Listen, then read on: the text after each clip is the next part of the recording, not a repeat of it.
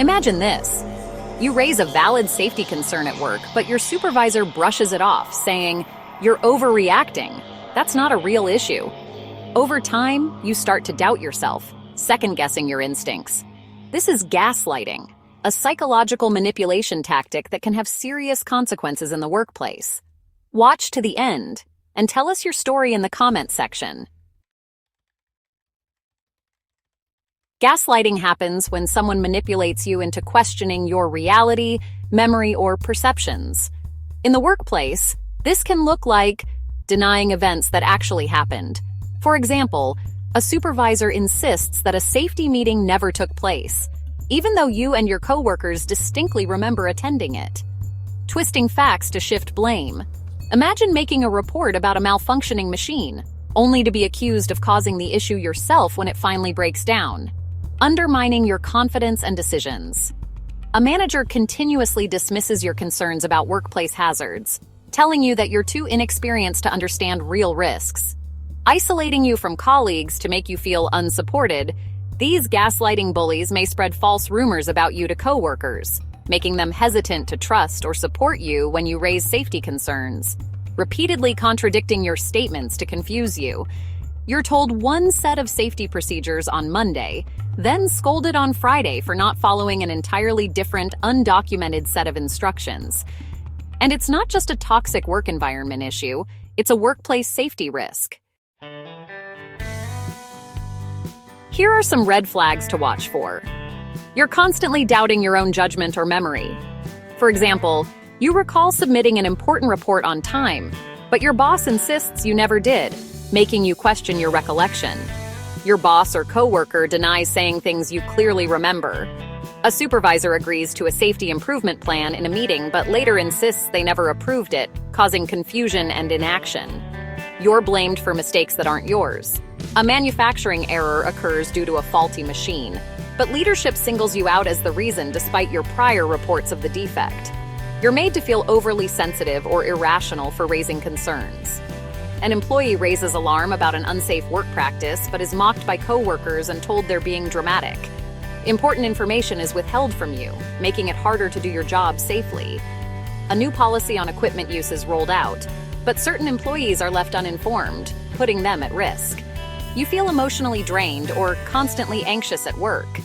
One employee in an office setting starts experiencing anxiety attacks due to constant gaslighting from their manager, affecting their ability to focus and perform. You notice favoritism and manipulation that pit employees against each other. A department lead gives conflicting instructions to different workers, causing tension and creating division among staff. Psychologists say gaslighting can cause anxiety, stress, and self-doubt, factors that can lead to increased workplace incidents.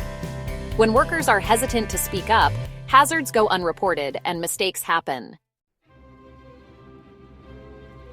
Let's look at some real-world cases. The construction site cover-up.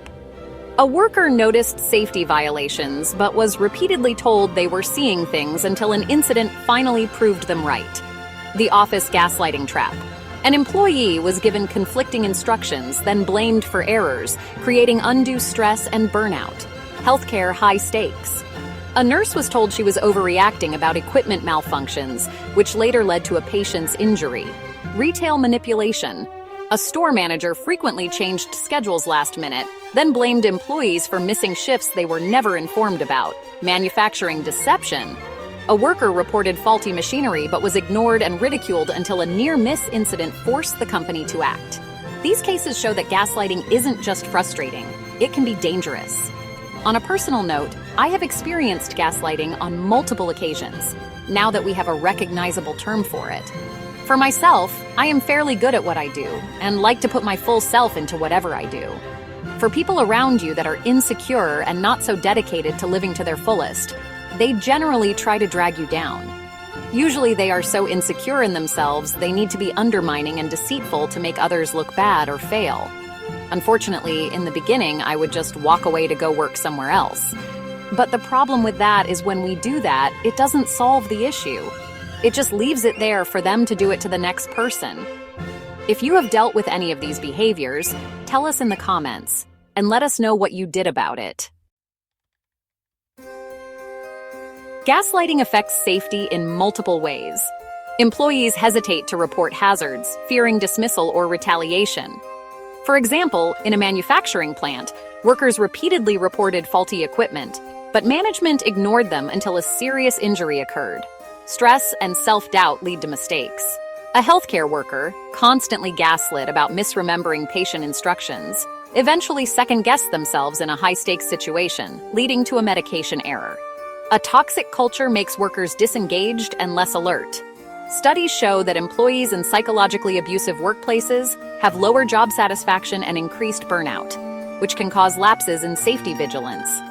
In one warehouse setting, unchecked gaslighting contributed to an increase in preventable incidents. High employee turnover weakens team cohesion and communication. When gaslighting drives employees away, new hires enter an environment where information is inconsistent, making it difficult to enforce safety standards. A construction company saw a rise in injuries after multiple skilled workers left due to manipulative leadership. Fear of retaliation creates a culture of silence. In a high-rise office, an employee raised concerns about fire safety compliance, but was told they were making a fuss over nothing. They stopped reporting issues, and months later, an emergency evacuation exposed critical gaps in safety preparedness. One study found that workplaces with psychological abuse have higher rates of workplace incidents. Employees in such environments are more likely to suffer from chronic stress, leading to decreased focus and increased risks. Research has also shown that workplace gaslighting doesn't just stay at work, it follows employees home. A study from the American Psychological Association found that employees experiencing workplace bullying or psychological manipulation reported higher levels of stress, anxiety, and depression, which negatively affected their relationships and overall well-being. Increased tension at home, emotional exhaustion, and even sleep disturbances were common consequences, further reducing their ability to perform safely at work. If you suspect gaslighting, here's what you can do. Document everything.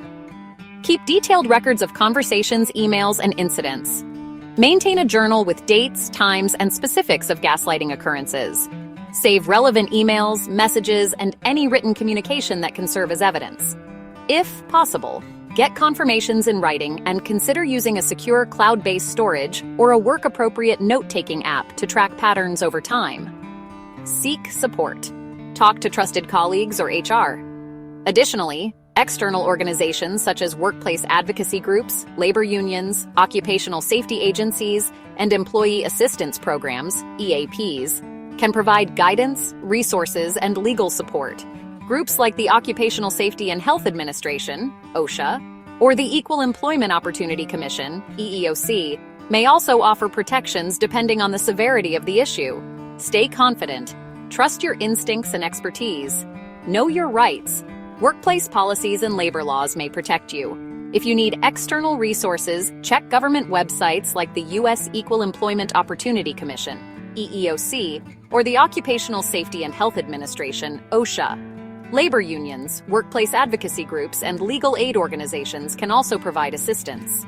Many nonprofits, such as the National Workplace Bullying Coalition or Workplace Fairness, offer guidance and tools for employees dealing with workplace gaslighting. If your company offers an employee assistance program, EAP, it may provide confidential support and legal resources. Address the issue. If you feel safe to do so, call out manipulative behavior directly and set boundaries. Consider external help. If HR is unhelpful, reach out to workplace advocacy groups, legal professionals, or employee assistance programs, EAPs, if your company offers them. These resources can provide counseling, guidance, and support to help navigate workplace gaslighting. Employers' role in prevention organizations can take proactive steps by implementing clear anti-gaslighting policies, providing leadership training on psychological safety, encouraging open communication, and ensuring HR departments remain neutral and effective in handling complaints. Have you ever experienced gaslighting at work? Do you see it happening around you at the workplace? Share your story in the comments. Your experience might help someone else recognize and break free from a toxic situation. Most bullies are generally just insecure little bitches, but this doesn't mean they should rain on our parade. You shouldn't be the one that has to suffer because of their toxic activities. And remember, a safe workplace isn't just about physical hazards. It's about mental well-being too. So let's stay positive, as well as safe. If this video helped you, consider subscribing for more workplace safety insights. Together, we can build a healthier, safer work environment. Workplace safety starts with trust. Be a safety leader, not a safety statistic.